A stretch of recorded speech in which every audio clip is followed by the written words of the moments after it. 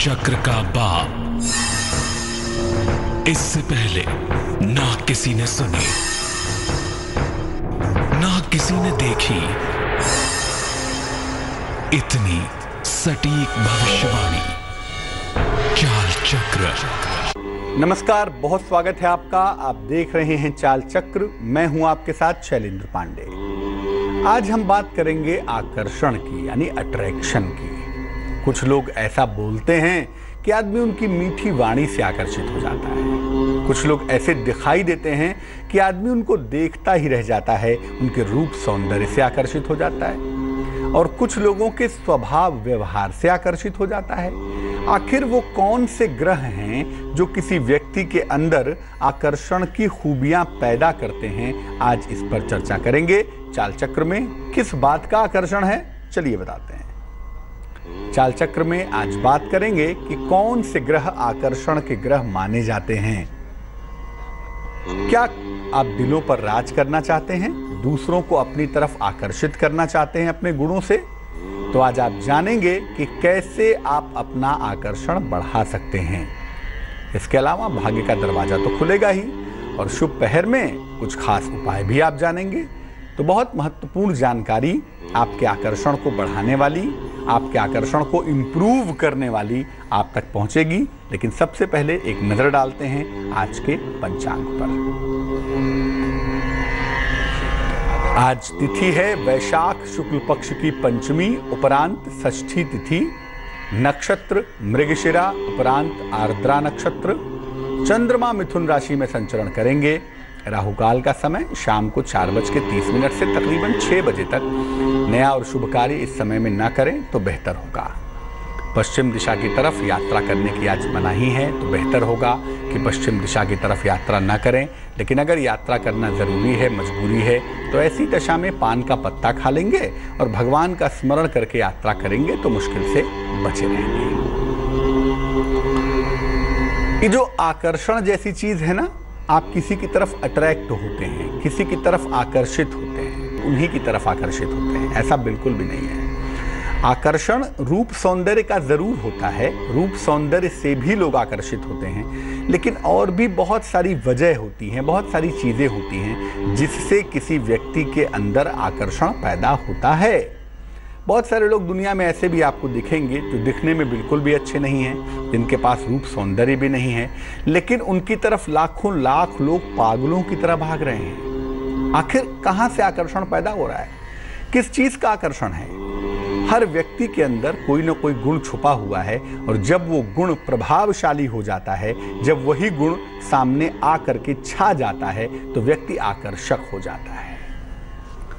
कौन से ग्रह आकर्षण के लिए जिम्मेदार होते हैं, पहले आपको ये बताते हैं। देखिए, हर ग्रह के अंदर एक विशेष तरह का आकर्षण होता है। चंद्रमा एक अलग तरह का आकर्षण पैदा करेगा, मंगल एक अलग तरह का आकर्षण पैदा करेगा, शनि एक अलग तरह का आकर्षण पैदा करेगा।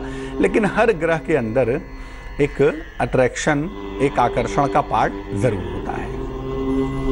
कुछ ग्रह अच्छे लोगों को आकर्षित करते हैं और कुछ बुरे लोगों को आकर्षित करते हैं। आकर्षण भी दो तरीके का होता है ना। जैसा आकर्षण हमारे अंदर प्रकट होगा, हमारी तरफ वैसे ही लोग खींचे हुए चले आएंगे।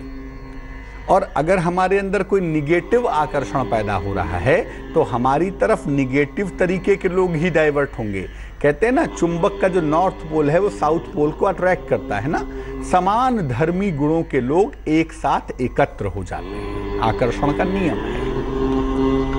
इसीलिए ऐसा नहीं कि हर ग्रह अच्छा ही आकर्षण पैदा करता है, नहीं, कुछ ग्रह बुरे आकर्षण भी पैदा करते हैं। अल्कोहल का आकर्षण, अच्छा सामने वाला अल्कोहल लेता है, चलो उसके घर चलते हैं, एक आध हम भी लगा लेंगे, ये भी एक निगेटिव आकर्षण की टेंडेंसी भी होती है। अपराध का आकर्षण, क्राइम का आकर्षण, गुंडागर्दी का, दबंग होने का आकर्षण, निगेटिविटी का आकर्षण, ये भी होता है। जिस तरह का ग्रह व्यक्ति की कुंडली में शक्तिशाली होता है, उसी तरह का आकर्षण व्यक्ति के व्यक्तित्व में पाया जाता है। आपकी कुंडली में मान लिया जुपिटर प्रभावशाली है, बृहस्पति प्रभावशाली है। बृहस्पति माने आकाश तत्व का अधिपति है, आध्यात्म का सबसे बड़ा प्लेनेट है। तो जब बृहस्पति प्रभावशाली होता है तो व्यक्ति के अंदर डिवाइनिटी का आकर्षण होता है। उसके पास जाके लोगों को लगता है कि ये हमारी समस्याओं का समाधान बता देगा। ये वो व्यक्ति है जिससे अपनी बात कह के मुझे शांति मिलेगी। ये वो व्यक्ति है जिसके चरण छूकर मुझे जीवन की मुश्किलों से छुटकारा मिलेगा। वो आकर्षण जुपिटर क्रिएट करता है। अलग अलग ग्रहों का अलग अलग आकर्षण है, लेकिन मैं बता ये रहा हूं कि जिस तरह का ग्रह कुंडली में शक्तिशाली होगा उस तरह का आकर्षण आपके व्यक्तित्व से प्रकट होगा और उस तरह का आकर्षण आपके अंदर जरूर होगा। अगर हम ओवरऑल बात करें, संपूर्ण व्यक्तित्व की बात करें, तो शुक्र और चंद्रमा तीव्र आकर्षण पैदा करते हैं। शुक्र और चंद्रमा जनता के प्लेनेट भी माने जाते हैं ना, जनता को प्रभावित करते हैं। इसीलिए जब शुक्र चंद्रमा प्रबल हो जाते हैं तो व्यक्ति का जो ओवरऑल पर्सनैलिटी का मामला है ना, वो बड़ा जबरदस्त हो जाता है और ओवरऑल उसका रहना, उसका बोलना, उसका बातचीत, उसका रहन सहन, उसका प्रेजेंटेशन, ये सब बड़ा खूबसूरत हो जाता है। और जब ये खूबसूरत होता है तो व्यक्ति की हर चीज आकर्षक हो जाती है। तो शुक्र और चंद्रमा तीव्र आकर्षण पैदा करते हैं और जिस व्यक्ति की कुंडली में लीड करने लगते हैं उस व्यक्ति की ओवरऑल पर्सनैलिटी बड़ी अच्छी हो जाती है। और शुक्र चंद्रमा का जो आकर्षण है ना, वो जादू की तरह काम करता है। कहते थे ना कि कृष्ण जब बांसुरी बजाते थे तो पेड़ पौधे भी झूमने लगते थे भाई।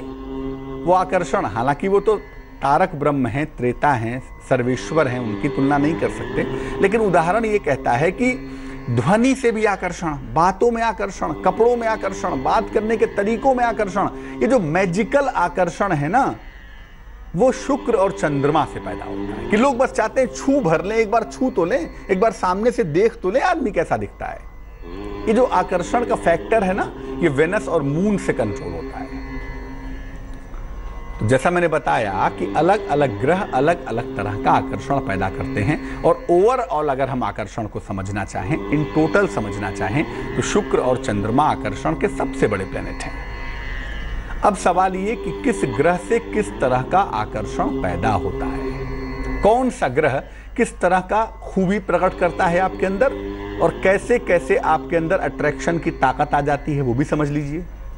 शुक्र जब अच्छा होता है ना कुंडली में, तो प्रेम और सौंदर्य का आकर्षण पैदा होता है। जिनका शुक्र अच्छा होता है, ऐसे लोगों को हर व्यक्ति चाहता है इनसे प्रेम हो जाता, इनसे प्रेम कर लेते, इनके साथ रह लेते, इनके साथ घूम लेते, और वो दिखते बड़े अच्छे हैं। हो सकता है बहुत मोटे हों, हो सकता है कि लुक वाइज बहुत अच्छे ना हों, लेकिन उनका सौंदर्य ऐसा होता है ना कि बस नजर हटाने का मन ही नहीं होता।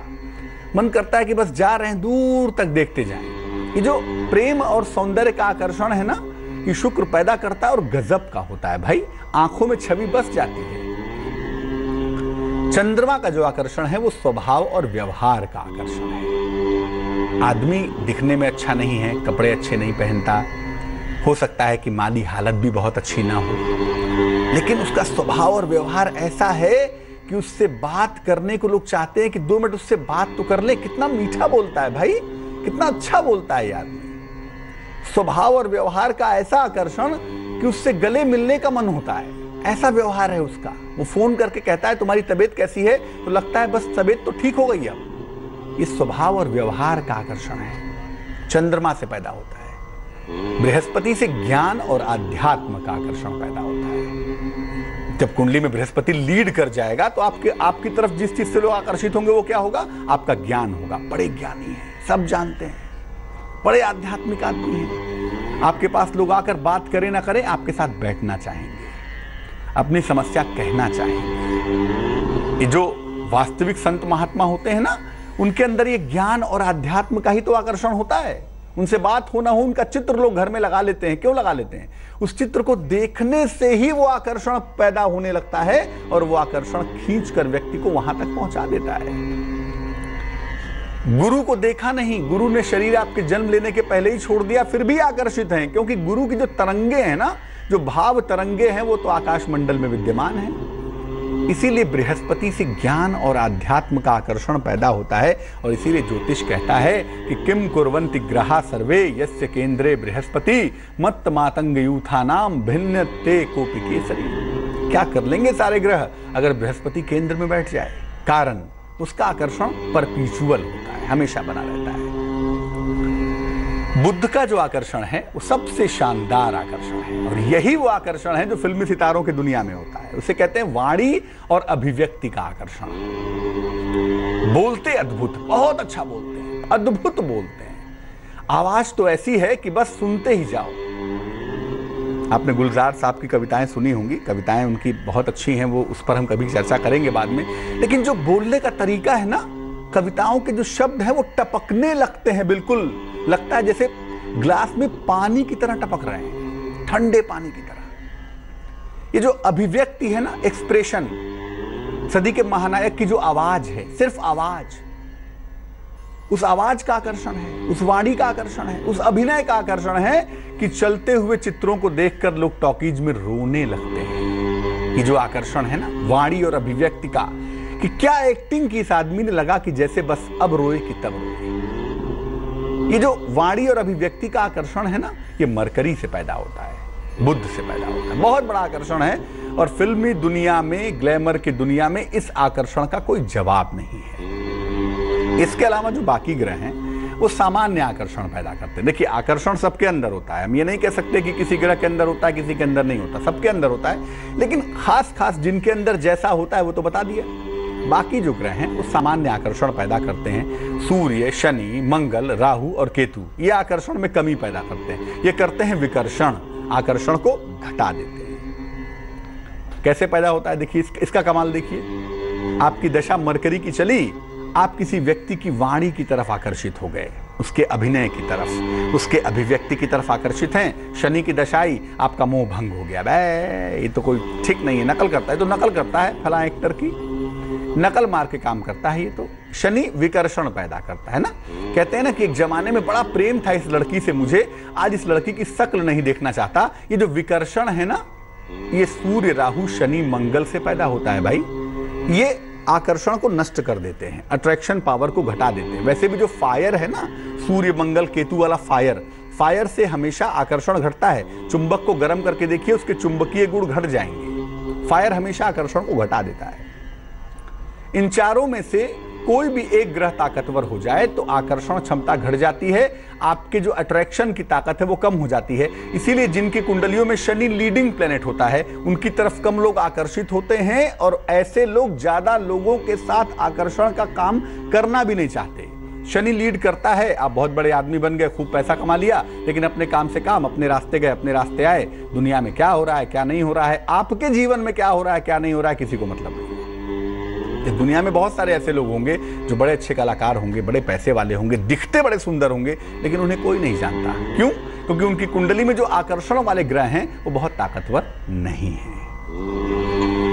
अक्सर हमारी बहनें, माताएं ये सवाल पूछती हैं, लड़कियों के अंदर ये सवाल ज्यादा पूछने में आता है, हालांकि पुरुष भी पूछते हैं, मैं ये नहीं कहूँगा कि पुरुष नहीं पूछते हैं, लेकिन अक्सर बहनें, माताएं, महिलाएं ये प्रश्न पूछती हैं कि सौंदर्य और ग्लैमर का पार्ट कैसे बढ़ाएं, क्या करें जिससे आकर्षण बढ़ जाए। भाई देखिए, सुंदरता नहीं बढ़ा सकते आप, ज्योतिष आपको सुंदर नहीं बना सकता। जो क्रिएट करता है ना वही इंप्रूव भी कर सकता है। क्रिएशन किया है परमात्मा ने, आपकी शक्ल का, आपकी सूरत का, आपके कॉम्प्लेक्शन का, और आप चाहें कि इंसान उसको सुंदर और बदसूरत बना दे, वो संभव नहीं है। प्लास्टिक सर्जरी के परिणाम भी बड़े गंभीर होते हैं, और परमात्मा न चाहे तो प्लास्टिक सर्जरी आप करवा के देखिए, उसका कुछ अंट का शंट ही हो जाता है। लेकिन हाँ, इतना जरूर कर सकते हैं कि सुंदर न भी हो, बहुत एवरेज लुक के हों, सामान्य हों, फिर भी अपने आकर्षण के पार्ट को बड़ा अच्छा कर सकते हैं। ऐसा कर सकते हैं कि लोग आपकी तरफ आकर्षित हों। बहुत सारे ऐसे अभिनेता, अभिनेत्रियां हैं, राजनेता ऐसे हैं जो दिखने में बहुत साधारण हैं, लेकिन आप उनकी तरफ आकर्षित हैं, अट्रैक्टेड हो जाते हैं। कैसे बढ़ाएं आकर्षण, क्या करें? देखिए, सबसे पहले जानिए कि साफ सफाई और स्नान का विशेष ध्यान रखिए। इसलिए नहीं कि साफ सफाई करेंगे तो मैल निकलेगा और शरीर साफ हो जाएगा, इसलिए क्योंकि साफ सफाई और स्नान से जो सकारात्मक शक्तियां हैं, जो पॉजिटिव माइक्रोवाइटा हैं, वो शरीर की तरफ आकर्षित होते हैं और आपका जो शुभ आकर्षण है वो बढ़ता है। नहाना बहुत जरूरी है। रोज सुबह स्नान के बाद गुलाब की सुगंध लगाइए। हल्की सी गुलाब की सुगंध बहुत आकर्षण बढ़ाने में गजब का काम करती है, गजब का। प्रेम के मामले में गुलाब का फूल देने की जो बात कही गई है वैसे नहीं कही गई है। अरे भाई, क्यों नहीं कह दिया गया कमल का फूल दे दो, क्यों नहीं कह दिया गया गेंदे का फूल दे दो, क्यों कहा गया गुलाब का? गुलाब क्रिएट्स आकर्षण ना, रोज के अंदर आकर्षण की क्वालिटी होती है। लेकिन जो विद्यार्थी हैं, जो छात्र हैं, एक तो वो अपना आकर्षण ना बढ़ाएं, वो किताब में ही आकर्षण रखें तो अच्छा है। और जो विद्यार्थी हैं, छात्र हैं, वो गुलाब की सुगंध ना लगाएं, वरना शुक्र वाला पार्ट बढ़ेगा, आप आकर्षण में घूमते रह जाएंगे और किताबों का जो आकर्षण है वो नष्ट हो जाएगा। खूब पानी पीजिए, जलीय चीजों का सेवन करिए, चंद्रमा वाला पार्ट मजबूत करिए। जब आप खूब पानी पीते हैं, जल वाली चीजों का सेवन करते हैं, तो जो वाइब्रेशंस आपके शरीर से निकलते हैं ना, एक आदमी के शरीर से तकरीबन 6 फीट तक वाइब्रेशन निकलते हैं। और ये वाइब्रेशन बिल्कुल नीट एंड क्लीन निकलें, बिल्कुल साफ सुथरे निकलें, इसके लिए खूब पानी पीजिए और वाटरी चीजों का, जलीय चीजों का सेवन कीजिए। ज्यादा से ज्यादा गुलाबी, बैगनी यानी पर्पल और क्रीम कलर का इस्तेमाल करिए, उससे लाभ होगा। सौंदर्य वाला जो पार्ट है, जो लोग आपको देखकर आकर्षित होते हैं, ये उपाय करने से लोग आपके लुक से, आपको देखकर, आपके व्यक्तित्व से आकर्षित होंगे। एक चीज को आप और अच्छा कर सकते हैं जिससे लोग आपकी तरफ आकर्षित हों, वो है आपका स्वभाव और आपका व्यवहार। अपने स्वभाव और व्यवहार से आकर्षित करने के लिए क्या करें? काले और भूरे रंग के प्रयोग से बचें। स्वभाव खराब है, व्यवहार खराब है, लोग आपसे दूर भागना चाहते हैं कि अरे यार ये तो आदमी बात बात में अपशब्द बोलता है, दूर रहो, क्या इससे बात करनी है, चिल्लाता बहुत है, चीखता बहुत है, कैसा आदमी है ये? तो स्वभाव और व्यवहार को इंप्रूव करने के लिए और आकर्षक बनाने के लिए काले और भूरे रंग का प्रयोग कम करें, तीखी चीजें कम खाएं, भगवान शिव की उपासना करें। भगवान शिव एक ऐसे देवता हैं जो दिखने में बिल्कुल भी आकर्षक नहीं है, बहुत साधारण तरीके से भस्म लपेटे रहते हैं शरीर में, लेकिन आकर्षण की शुरुआत जहां से होती है वो शिव हैं। जहां तक हो सके पानी की बर्बादी बिल्कुल ना करें। पानी की बर्बादी करने से चंद्रमा कमजोर होता है, स्वभाव खराब होता है। आप अच्छा बोलना चाहते हैं, आप अच्छा एक्सप्रेस करना चाहते हैं, अपनी वाणी और अभिव्यक्ति को ताकतवर बनाना चाहते हैं कि लोग आपकी वाणी से, आपके प्रेजेंटेशन से आकर्षित हों। क्या करेंगे इसके लिए? रोज सवेरे सूर्य को जल चढ़ाइए, सुबह और शाम गायत्री मंत्र का 108 बार जप करिए, हल्के हरे और नीले रंग के शेड्स का खूब प्रयोग करिए और लाल रंग का प्रयोग करने से परहेज करिए। रेड कलर का इस्तेमाल कम करें। और अगर अपनी वाणी को, अपने एक्सप्रेशन को प्रभावशाली बनाना चाहते हैं, उससे लोगों को आकर्षित करना चाहते हैं, तो पेरिडॉट नाम का रत्न पहनिए। पेरिडॉट पहनने से भी आपकी वाणी, आपकी अभिव्यक्ति बहुत आकर्षक बनेगी और लोग आपकी तरफ आकर्षित होंगे।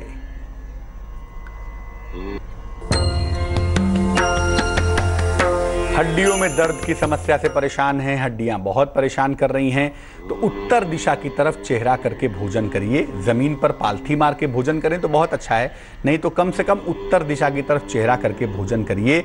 हड्डियों के दर्द में, हड्डियों की समस्या में लाभ होगा।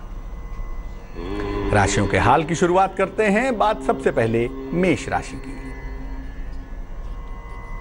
मेष राशि वालों को स्वास्थ्य का बहुत ध्यान रखना है, परिवार में वाद विवाद से बचाव करना है, धन के मामलों में मुश्किल आ सकती है, उसमें लापरवाही ना करें। शुभ रंग हरा होगा, ग्रीन होगा और भाग्य होगा 49%। वृष राशि, संपत्ति क्रय कर सकते हैं, संपत्ति खरीद सकते हैं, मित्रों का सहयोग मिलने वाला है और अचानक धन का लाभ होता हुआ भी दिख रहा है। शुभ रंग गुलाबी और भाग्य होगा 72%। मिथुन राशि वालों के लिए काम का बोझ आज हल्का है, नौकरी में परिवर्तन का संयोग बनता हुआ दिखाई दे रहा है, धन प्राप्ति के मजबूत योग भी बन पा रहे हैं। शुभ रंग लाल है और भाग्य है 88%। कर्क राशि वालों का कोई महत्वपूर्ण काम रुक सकता है, जीवन साथी के साथ मतभेद हो सकता है, कारोबार में थोड़ी व्यस्तता भी दिखाई दे रही है। शुभ रंग धानी और भाग्य होगा 54%। सिंह राशि, नौकरी में बड़ा परिवर्तन होता दिख रहा है, सेहत आपकी नर्म दिखाई दे रही है, आकस्मिक रूप से धन के खर्च आपको परेशान कर सकते हैं। शुभ रंग क्रीम है और भाग्य है 44%। कन्या राशि, स्वास्थ्य आपका बेहतर है, आकस्मिक रूप से धन का लाभ हो रहा है, विवाह के मामलों में सफलता भी मिल पा रही है। शुभ रंग नारंगी और भाग्य है 85%। हो सकता है परिवार के बड़ों के साथ संबंध बिगड़ रहे हैं, इसका ध्यान रखिए। शुभ रंग पीला और भाग्य 76%। वृश्चिक राशि के लोगों का स्वास्थ्य खराब हो सकता है। उच्चाधिकारियों के साथ तनाव हो सकता है। दिया हुआ धन भी डूब सकता है। शुभ रंग आसमानी और भाग्य होगा 50%। धनु राशि, आलस्य से भरा हुआ दिन है। संतान की वजह से मन परेशान दिख रहा है। किसी अतिथि के आगमन से थोड़ी व्यस्तता भी रह सकती है। शुभ रंग ग्रे है और भाग्य है 69%। मकर राशि, धन प्राप्ति में थोड़ी मुश्किलें दिखाई दे रही हैं। जीवन साथी के साथ झगड़े झंझट दिख रहे हैं। घर में कोई सामान खराब होने से परेशानी बढ़ सकती है। शुभ रंग बादामी है और भाग्य है 61%। कुंभ राशि, व्यवसाय नौकरी के विस्तार का योग बन रहा है। धन का बड़ा लाभ हो रहा है। विदेश यात्रा की संभावना भी दिख रही है। शुभ रंग फिरोजी और भाग्य होगा 96%। मीन राशि, कोई नई संपत्ति क्रय कर सकते हैं। स्वास्थ्य आपका अच्छा रहने वाला है। नौकरी का नया अवसर भी आपको मिल सकता है। शुभ रंग सुनहरा होगा और भाग्य होगा 88%। एक दर्शक जुड़ रही हैं दिल्ली से, जया हैं हमारे साथ, उनसे बात करते हैं। जया बताइए। पंडित जी, मेरे बेटे का डेट ऑफ बर्थ है 28 सितंबर 1981। कांगड़ा हिमाचल प्रदेश का जन्म है 7:55 PM। हाँ जी, क्या प्रश्न है? पंडित जी, एक तो इसकी शादी नहीं हो रही और स्वास्थ्य भी ठीक नहीं रहता। इस समय की दशाओं को अगर देखें तो विवाह होने का समय तो अभी चल रहा है और ऐसा लग रहा है कि जुलाई, अगस्त, सितंबर में इनका विवाह अवश्य हो जाएगा। तय तो हो ही जाएगा और इस साल के अंत तक आते आते शादी भी हो जाएगी। लेकिन जहाँ तक स्वास्थ्य का सवाल है, चंद्रमा कमज़ोर है, रूटीन बहुत अच्छा नहीं है, जिसकी वजह से इनको स्वास्थ्य में दिक्कतें हो रही हैं।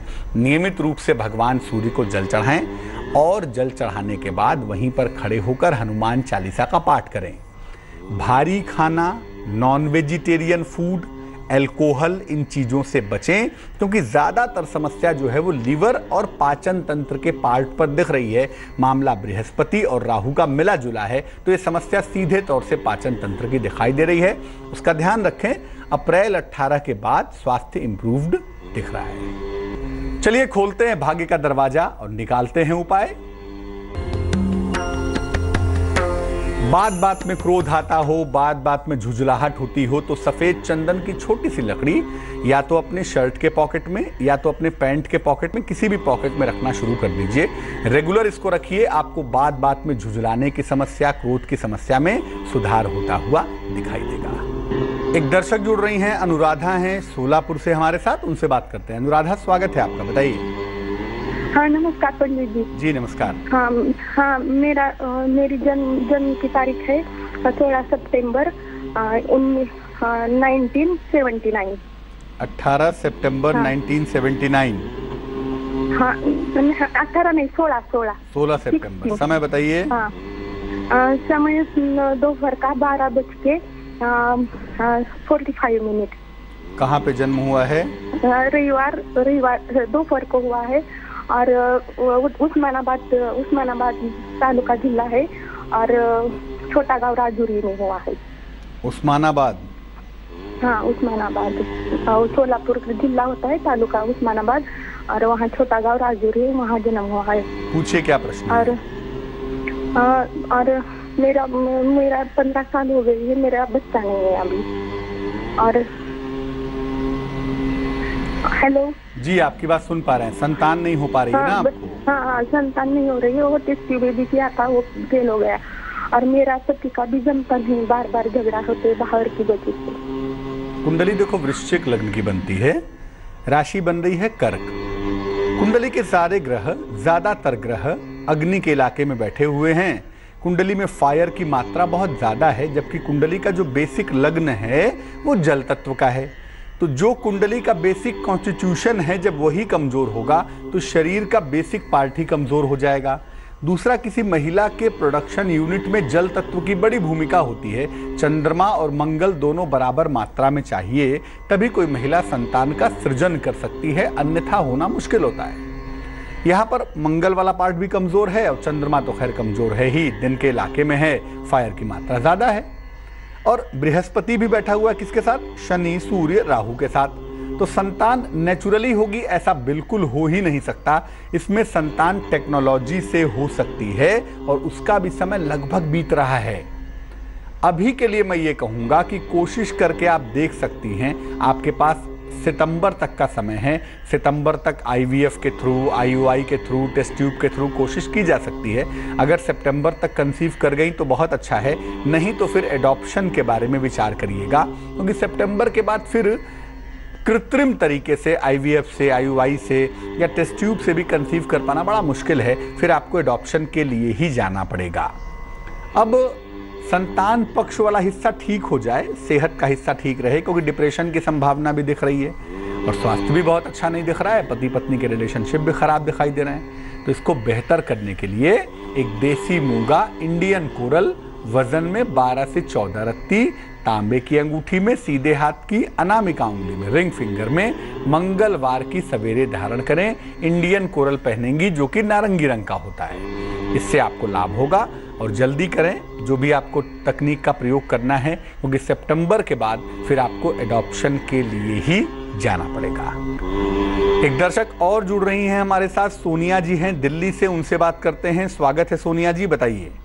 नमस्कार पंडित जी। बहुत नमस्कार, बताइए। मैं सोनिया बोल रही हूँ और मेरा ना जन्म तिथि 2 दिसंबर। 2 दिसंबर? हाँ जी, हाँ। 1983 का है। समय है रात के 2 बजे AM, 2:30 बजे का। कहाँ पे जन्म हुआ है? दिल्ली का ही है। क्या प्रश्न है? मैं 2 सवाल है पंडित जी मेरे। एक तो मैं पूछना चाह रही हूँ अपनी जॉब के बारे में, और दूसरा मैं फैमिली प्लानिंग के बारे में सोच रही हूँ। मेरी शादी हो चुकी है, तो मैं अभी फैमिली प्लान करूँ कि नहीं, बेबी प्लान करूँ कि नहीं करूँ, और मेरी जॉब का भी क्वेश्चन है कि जॉब मैं अभी ढूंढ भी रही हूँ कि जॉब करूँ कि नहीं करूँ। कन्या लग्न है, तुला राशि है, संतान कारक शनि, कुंडली के दूसरे खाने में चंद्रमा के साथ, लग्न में मंगल बैठा हुआ है ना, और कुंडली के ज्यादातर जो ग्रह हैं वो बैठे हुए हैं कुंडली के ईशान के इलाके में, या यूं कह लें रात के इलाके में बैठे हुए हैं। महादशा इस समय आपकी शनि की चल रही है और अंतरदशा आपकी शुक्र की चल रही है। संतान के लिए बिल्कुल परफेक्ट समय है। संतान के लिए इस समय कोशिश करनी चाहिए, और ज्योतिष कहता है कि इसी साल के सितंबर से दिसंबर के बीच में अगर आप कंसीव करने के लिए कोशिश करें तो वो अच्छा समय होगा। सितंबर से दिसंबर के लिए आपकी प्रेगनेंसी की संभावना बड़ी सुंदर है, बड़ी अच्छी है। सितंबर के पहले कंसीव करने से थोड़ी दिक्कतें आ सकती हैं, क्योंकि बृहस्पति वाला पार्ट आगे बिगड़ेगा तो दिक्कत होगी आपको। तो सितंबर से दिसंबर के बीच में प्रयत्न करें, बढ़िया रहेगा। और जहां तक करियर का सवाल है, अभी उसमें टाइम है आपकी कुंडली में। करियर में डेवलपमेंट के लिए हम 2 वर्षों के बाद कोशिश करेंगे। 2019 के मार्च के बाद अगर करियर के लिए कोशिश की जाए तो ज़्यादा अच्छा है। अभी संतान पर फोकस करें, और थोड़ा सा हार्मोनल प्रॉब्लम भी दिखाई दे रहा है, और वजन भी कहीं ना कहीं बढ़ता हुआ दिख रहा है, तो इसको बैलेंस करने की बहुत ज़रूरत है। एक पन्ना नाम का रत्न, 6-7 रत्ती का पन्ना, चांदी की अंगूठी में, सीधे हाथ की सबसे छोटी उंगली में, बुधवार की शाम को धारण करना आपके लिए बेहद लाभकारी होगा। तो आज की इस विस्तृत चर्चा के बाद और आपके सवालों के जवाब के बाद चलने के पहले जान लेते हैं क्या है आज का शुभ पहर। आज का शुभ पहर है रात को 9 बजे से रात को 10:30 तक। इस समय में भगवान शिव को सफेद फूल अर्पित करें, और अगर वास्तविक फूल नहीं मिल रहे हैं तो मानसिक फूल भगवान शिव को अर्पित करें। इससे विशेष फायदा होगा। क्या लाभ होगा? पारिवारिक अशांति दूर होगी, पति पत्नी के आपसी जो संबंध खराब हो रहे हैं उसमें इंप्रूवमेंट होगा। लेकिन करेंगे रात में ही, और वो समय होगा रात को 9 बजे से 10:30 के बीच में। तो आज के लिए चाल चक्र में बस इतना ही। मुझे दीजिए इजाजत। अपना बहुत ख्याल रखिए, स्वस्थ रहिए, प्रसन्न रहिए, और आगे जरूर देखिए रिश्तों की कहानी संजय सिन्हा के साथ। नमस्कार।